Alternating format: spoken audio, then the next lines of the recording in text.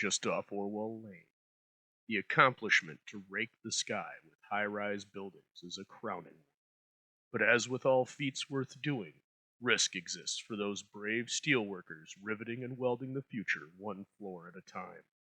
Such danger has been recently doubled, for as the coast building goes up, rumors persist that this latest attempt to touch the heavens is haunted. Architect Robert Lewis and financier Jerome Meade dismiss these rumors as nothing more than superstitious gossip, until an ethereal voice is heard by all. As the days pass and murders occur, Lamont, as the Shadow, begins to investigate, discovering that the bonds of modern construction techniques can easily be turned to evil intent. The first in a trifecta of episodes with Jean Paul King standing in for regular announcer Ken Roberts. Roberts' absence wasn't completely explained for a number of years. However, thanks to some fantastic research by fans of the program, a copy of the Des Moines Tribune from 1941, January 30th, cites that Mr. Roberts was struck down with pneumonia during this time. The actual original copy of the script has Mr. Roberts' name penciled out, and Mr. King's name replaced it in scrawled script, indicating that it was indeed a last-minute change-out.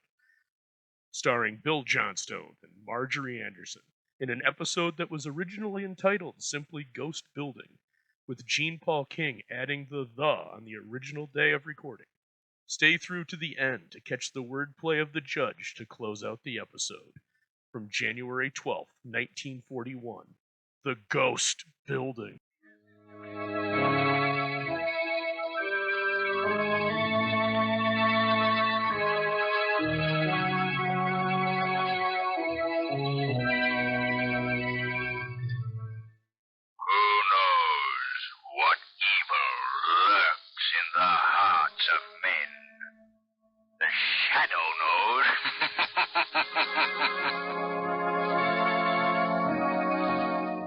The thrilling adventures of the Shadow are on the air, brought to you each week by the Blue Coal Dealers of America. These dramatizations are designed to demonstrate forcibly to old and young alike that crime does not pay. Good afternoon, ladies and gentlemen. This is Jean Paul King, pinch hitting for his sick pal, Ken Roberts, and telling you that the Shadow starts his adventure in just a moment. But first, are you starting off the right way these cold winter mornings? Does your furnace send up quick heat the moment you open the drafts? It will if you burn blue coal. What's more, with blue coal, you'll have a truly comfortable, well-heated home all day long. So next time you order fuel, be sure to ask for blue coal. You can get blue coal and free information on low-cost home heating from your neighborhood blue coal dealer. Give him a call first thing in the morning.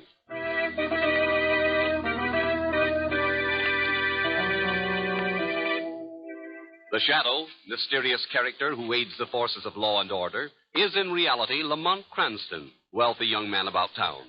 As the Shadow, Cranston is gifted with hypnotic power to cloud men's minds so that they cannot see him. Cranston's friend and companion, the lovely Margot Lane, is the only person who knows to whom the voice of the invisible Shadow belongs. Today's story, The Ghost Building.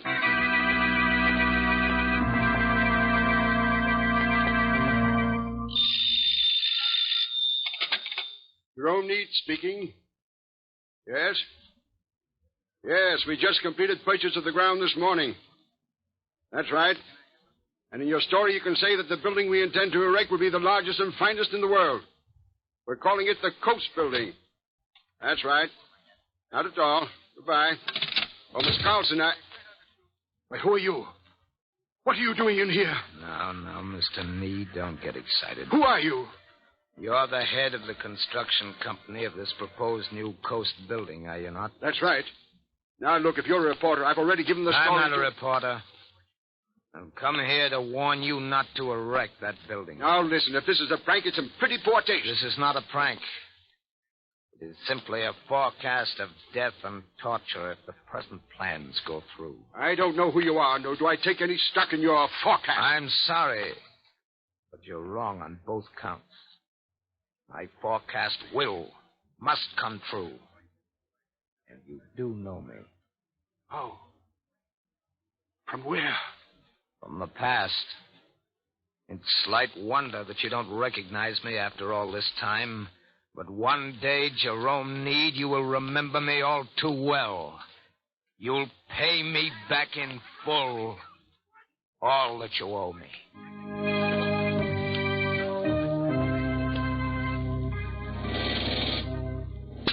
Hey, watch yourself. You almost missed that rivet. Oh, I was just thinking. You ain't supposed to think. You're supposed to catch rivets. Oh, that's what I was thinking. Years from now, when my kid says to me, Pop, what did you have to do with putting up that largest building in the world? And you'll say what? I'll say, a guy threw a rivet, and I caught the rivet. Then a guy threw a rivet, and I caught the rivet. Then a guy threw a rivet. Catch that when it's coming now. Oh, I didn't see. Hey, look out. Don't lean over like that. Mike, look out!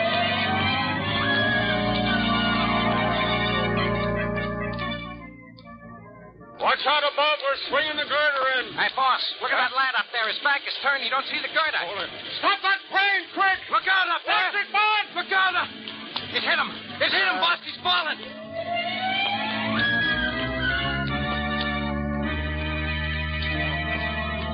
Too many dying, that's what. Too many die on this job. Hey, you got to take chances in this business, Not Joe. me, I don't. Too many dead men on the foundation of this building now. I got Anna and the kids to think about. Nah, you're talking screwy. We're safer up here than them guys down on the street. Besides, Anna and them kids got to eat, don't they? Sure, don't worry. I feed them, but not from this job. I'm going below and quit now. This coast building is jinxed. Okay. Good luck, Joe. Yes. So long, kids. So long, Joe. Hey, watch your step. Joe, hold on!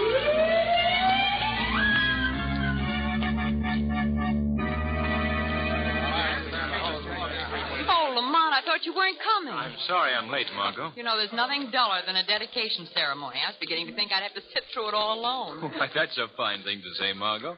And I'm about to introduce you to Robert Lewis, the architect who designed this coast building. Oh, dear.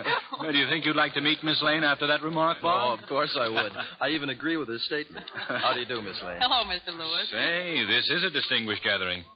Look who's among those present. Our good police commissioner. Hello there, Weston. Hello, Lamont. Well. Hello, Commissioner. Do you know Bob Lewis? Yes, glad to see you, Mr. Lewis. Thank you, Commissioner. Oh, what brings you here, Commissioner? Duty. Just duty. These things bore me stiff. You waste half a day listening to an old stuffed shirt like Jerome Need.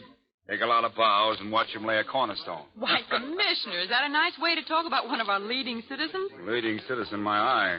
Need is as crooked as a corkscrew. If he didn't hold a high political office, the judge would have thrown the book at him years ago. Furthermore, if we get... Ladies and gentlemen. Here's your friend, Mr. Need, now. Ladies and gentlemen, it gives me great pleasure to dedicate this glorious edifice. Although there were several unavoidable delays in the building's construction, we have still finished on schedule. And today I am justly proud to present to our fair city the world's largest and most modern structure. I would like at this time to... Get up of your lies, Mr. Need. What was that? Someone's cut in on the public address system. But there's no one standing beside For him. you, Mr. Need. I shall continue your speech for you and tell the truth about this great building of yours. Where is that voice coming from? It is useless to attempt to find me, so you'll just have to listen. Let's hear what he has to say, Margot. That's better. Many months ago, I warned Jerome Need not to try to erect a coast building. These warnings were not heeded. In reciting the glories of this building, Mr. Need did not mention one very important thing that went into its construction. Human life. Yes, human life. The foundation of this building is not all steel, brick, and concrete. There is also blood. Blood of the men who died during its construction. That's a lie. That's a lie. Be quiet. I have another warning for you, Jerome Need. And all of you listening shall be my witnesses. The ghosts of those men who died will return to haunt the coast building. In fact, before too long, the coast building will be known as the Ghost Building.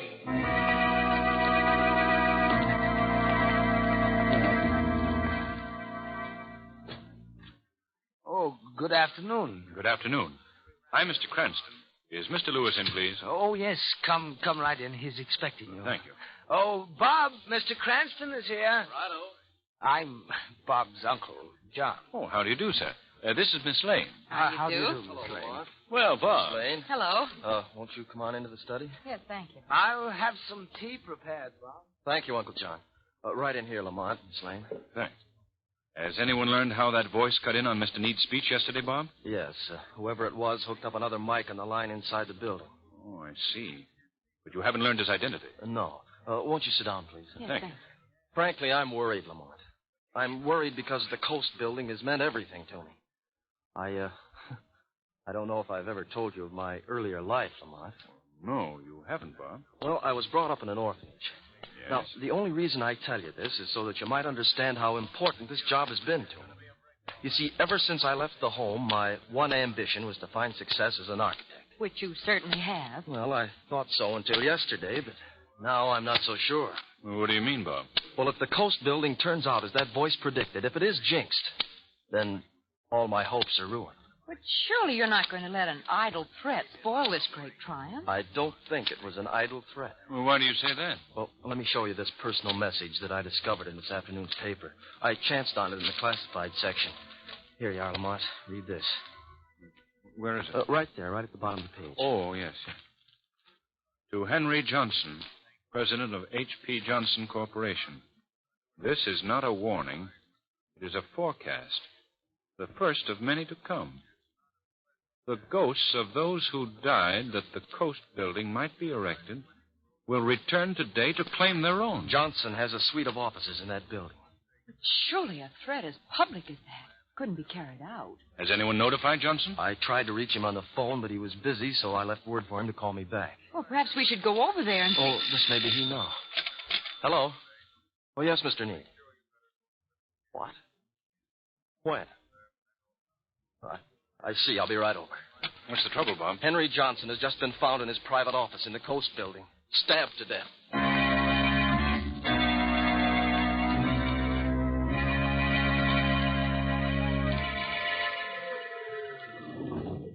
On down, 70th floor. Well, if I can crowd in here. Step in, sir. Move to the rear of the car, please. We'll make room for you, Bill. Oh, look, Fred.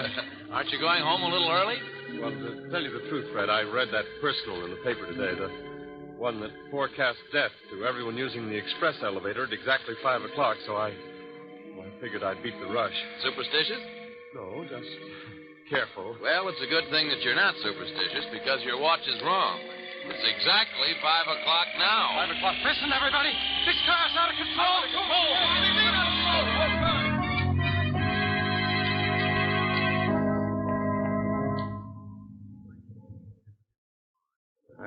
This is the last window I'm going to wash, see? 55 stories is too high up. Stop grumbling, will you? Listen, did you see the paper this morning? There was an ad in it, see? And that ad says a window cleaner's going to do a Brody sometime today, and, brother, I just ain't going to be that guy. No, sir, Hey, my safety belt's busted. Here, give me a hand. Give it. I can't reach a car!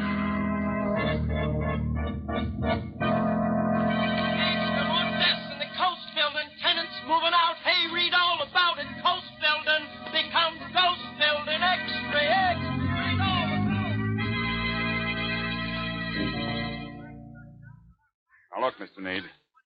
I didn't ask you down to headquarters to get your opinion on what's legal and what isn't legal.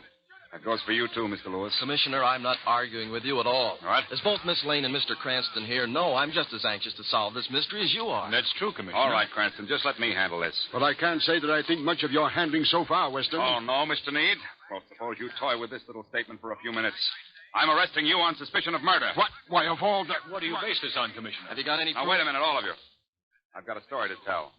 It won't take long, but it definitely links you, Mr. Need, with these mysterious deaths. Oh, this is ridiculous. But go ahead. Let's hear your accusation. I've been checking the newspapers to learn who was sending in those fatal ads in the personal column. And I learned that they'd been sent from various substations and paid for by postal money orders signed by different aliases. Why does that cast suspicion on me? Well, in the first place, Need, I've known you as a crook for many years. Why, you... But your fatal mistake was brought about by overconfidence. You see, the newspapers, on orders from me, did not publish the last warning they received. They turned it over to me. What are you driving at, Weston? This particular warning was addressed to Jules Seaborn, president of Seaborn and Eddy, one of the few remaining tenants in the building. It said that he'd be killed this afternoon. Have you warned Mr. Seaborn? Not personally. I left word for him to contact me. However, the warning wasn't necessary, because I have the would-be murderer here in my office. Weston, I demand to know why you say that. Because, as I said before, overconfidence led to your fatal mistake. This last message to the papers was paid for by a money order signed by a person named Dean. D-E-E-N. Dean? Now do you understand? Obviously, Dean is need, spelled backwards. Dean, eh? I'm beginning to understand. Ah. Tell me, Weston, was there any first initial accompanying the name of Dean? As if you didn't know. Yes, my friend, the first initial was J.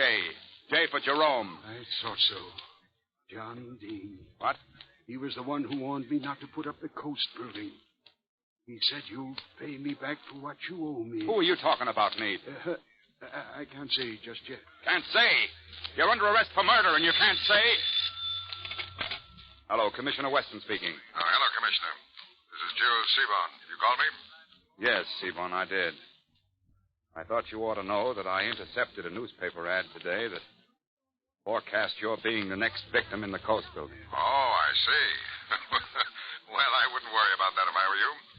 No one is going to kill me in the middle of the afternoon in the world's largest office building. Besides, my secretary is right outside the door, and she...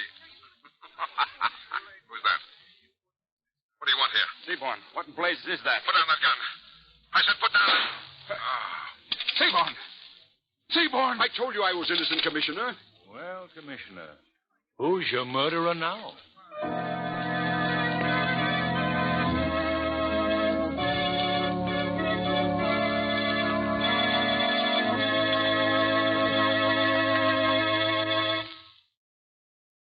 More from the Ghost Building in just a moment. But first, are you looking for a home heating plan that will really give you your money's worth? Of course you are. And that's why I recommend Blue Coal. For Blue Coal is America's finest hard coal, and no doubt about it.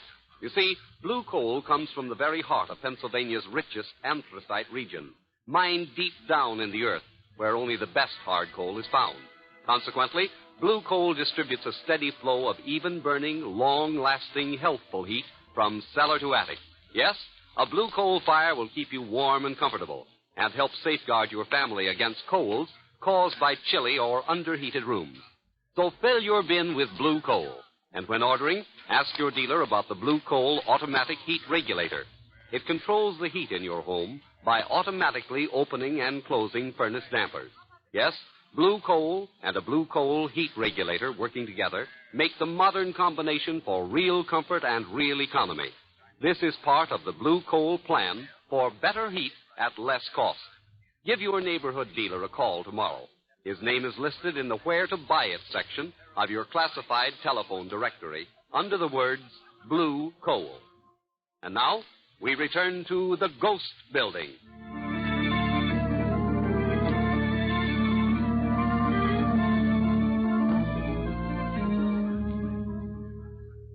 I realize that there's a slight penalty for illegal entry, Margot, but it must be done. Well, I'd like to know how you came by that bunch of skeleton keys, Lamont. Why, in my spare time, I whittle them. In your spare time, you whittle. That's right, I whittle. There we are. May I have that flashlight, please? Yes, here you are. Thank you. You better stay close to me, Margot. All these murders that have occurred here in the Ghost Building, it's just possible that what I seek in Mr. Lewis's office may be pretty well guarded.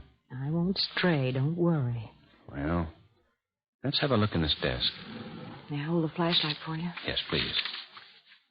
Lamont, what if a watchman or someone should see this light? They only check this floor once an hour. I made sure of that. Well, no luck so far. What are you looking for? A very important bit of evidence that I hope to find here, but it doesn't seem to... Hello? What's this? Is that it? Is that what you were after, this letter? No, it isn't what I came after, but nonetheless, it just about cinches the case. Why? What's in it? I haven't even looked at its contents. The address in the envelope is all that I need. I'll show you what... What are you doing here? Steady, Margot. Answer me, why are you here? If you'd take that mask off your face, I might answer you. You'll answer me now or I'll shoot. Now, look, we haven't any... Put out that flashlight, Margot. Duck! Why, you...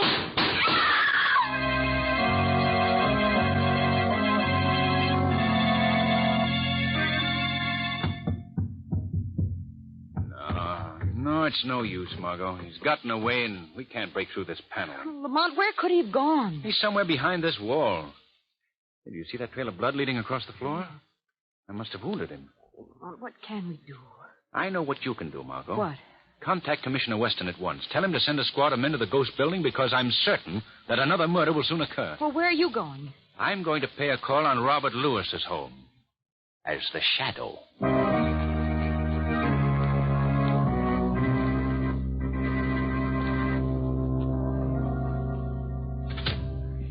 Uncle John?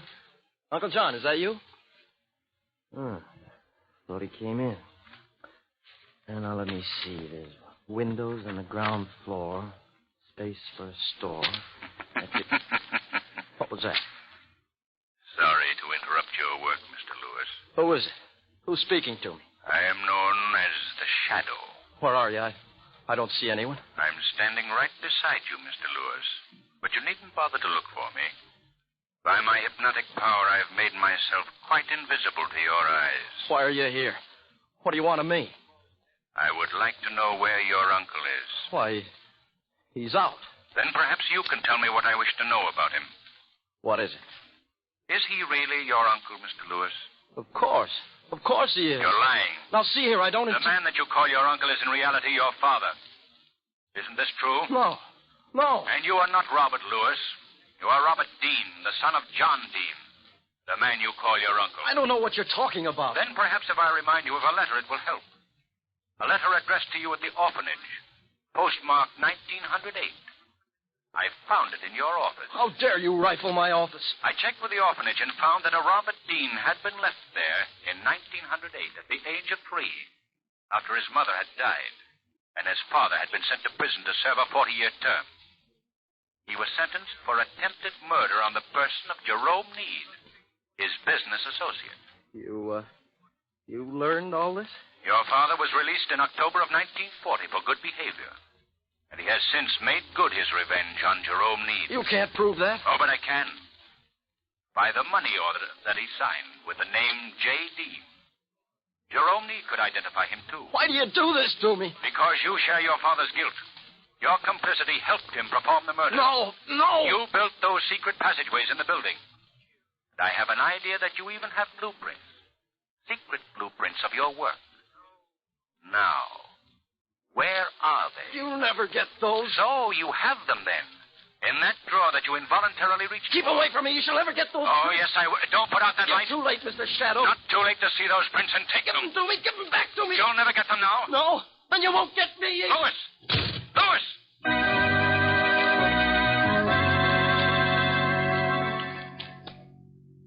I hated letting Lewis get away, but at least I have the blueprints, Margot. Here. Take a look at them. What are those circled numbers, Lamont? Well, number 1 was Johnston's office. Number 2, the elevator shaft. Number 3, the window ledge from which the cleaner fell. Number 4, Seaborn's office. What is number 5? That's circled, too. Wait. I'll look below. Wait, that's the conference room of the Board of Trustees. That must be the planned scene of the next murder. Oh, Lamont, do you really think so? Of course, Margot. If another vicious killing is to be averted, we must get to the ghost building at once.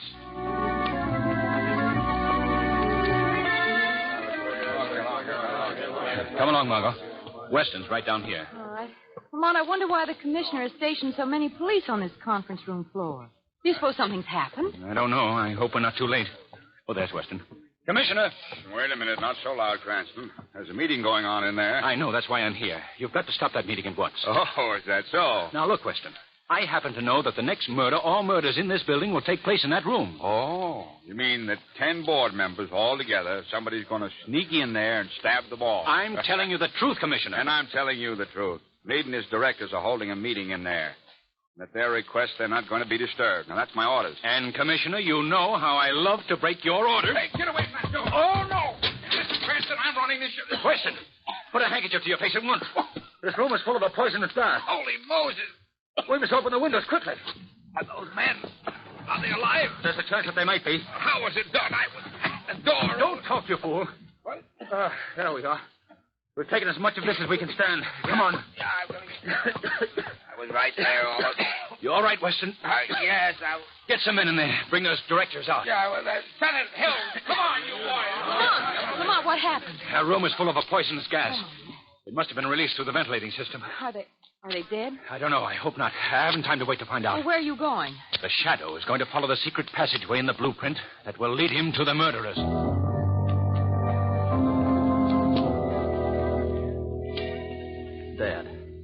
Dad, won't you let me get you to a doctor? No, son. It wouldn't be safe for you. Besides, I'm afraid it's too late. This wound is bleeding so much. Dad, isn't there anything I can do? Yes. Yes, Robert, there is. What is it? My plan. My plan of vengeance. You must carry it through. Knowing that, I can die happy.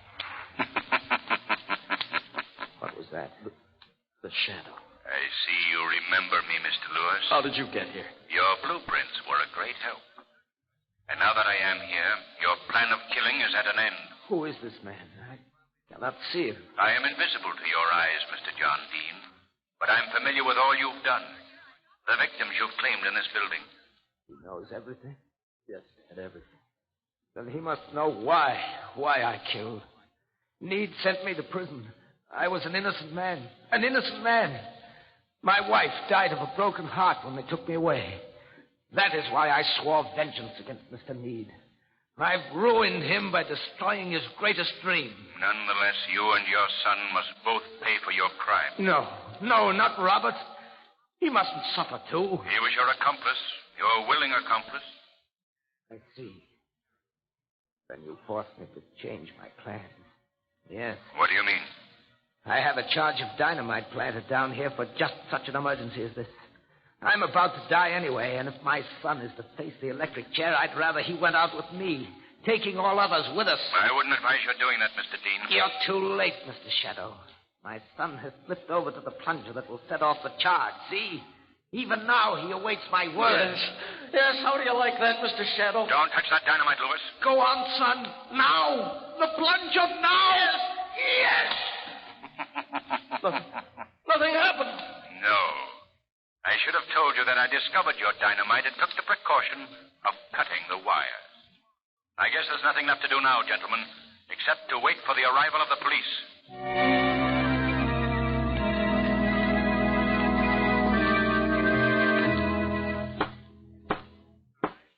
And so, before pronouncing sentence on you, John Dean, and your son, Robert Dean, I would like to point out to you and to all other members of society that no matter how great a grievance you have against an individual or individuals, you have neither a legal nor a moral right to seek a personal vengeance to atone that grievance. Your case is an object lesson of a familiar phrase that cannot be repeated too often. Crime does not pay.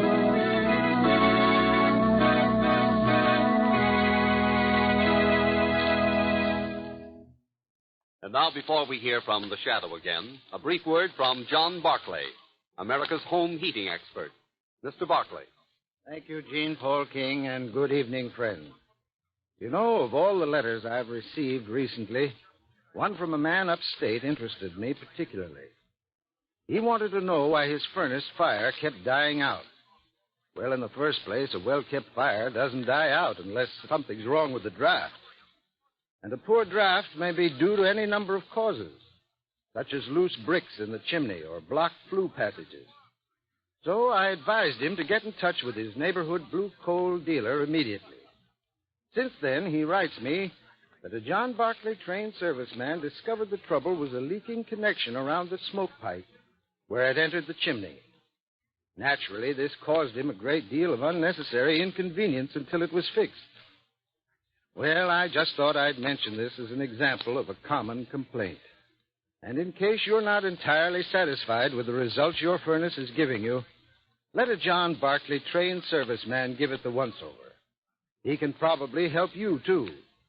For this extra customer service, just phone your neighborhood blue coal dealer tomorrow morning.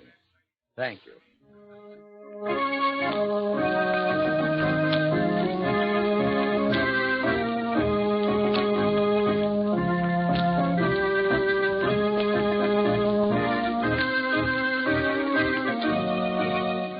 Today's program is based on a story copyrighted by the Shadow magazine. The characters, names, places, and plot are fictitious. Any similarity to persons living or dead is purely coincidental.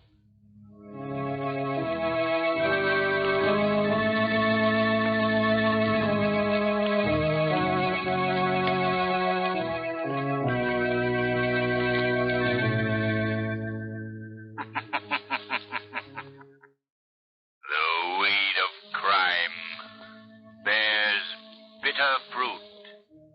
Crime does not pay. The Shadow knows.